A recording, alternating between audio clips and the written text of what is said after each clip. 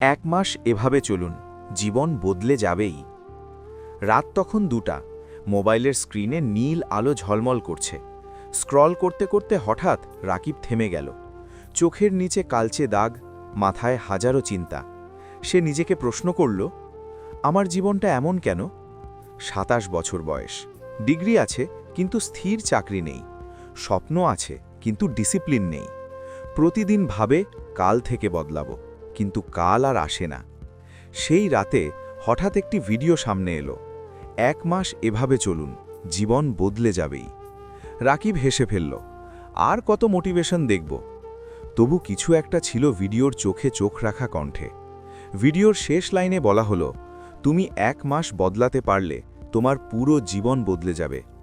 সেদিন রাকিব একটা সিদ্ধান্ত নিল, শুধু 1 মাস, কোনো অজুহাত নয়। দিন 1, সিদ্ধান্ত। পরদিন সকালে অ্যালার্ম বাজল ভোর 5টায়। হাতটা অ্যালার্ম বন্ধ করতে গিয়েও থেমে গেল। মনে পড়ল গতরাতের সিদ্ধান্ত। সে উঠল। শরীর ভারী লাগছিল, মন বলছিল আজ না, কাল থেকে। কিন্তু সে নিজেকে বলল 1 মাস, শুধু 1 মাস। সেদিন রাকিব করল 5টি কাজ।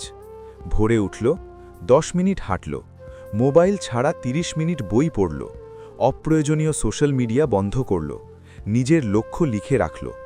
দিন শেষে খুব বড় কিছু অর্জন হয়নি, কিন্তু একটাই জিনিস বদলেছিল, রাকিব নিজের কাছে কথা রেখেছিল। দিন 7, লড়াই। 7 দিন পর আসল যুদ্ধ শুরু হলো। উৎসাহ কমে গেল। বন্ধুরা বলল, এত সিরিয়াস কেন? মোবাইল আবার ডাকতে লাগল। ঘুমের টান বেড়ে গেল। একদিন সে প্রায় হাল ছেড়ে দিচ্ছিল। ঠিক তখন ডায়েরির প্রথম পাতাটা চোখে পড়ল। আমি নিজেকে হারাতে চাই না। সে বুঝল, ডিসিপ্লিন মানে মোটিভেশন না, ডিসিপ্লিন মানে নিজের সাথে করা প্রতিশ্রুতি পালন। সে চালিয়ে গেল। দিন 15, পরিবর্তনের ইঙ্গিত। 15 দিনের মাথায় অদ্ভুত কিছু ঘটল। সকালে উঠতে আর কষ্ট হচ্ছিল না, মাথা পরিষ্কার লাগছিল, মনোযোগ বেড়েছে, নিজের ওপর বিশ্বাস ফিরছে। রাকিব আয়নার সামনে দাঁড়িয়ে নিজেকে বলল, তুই পারছিস। এই প্রথম সে নিজের ওপর গর্ব অনুভব করল।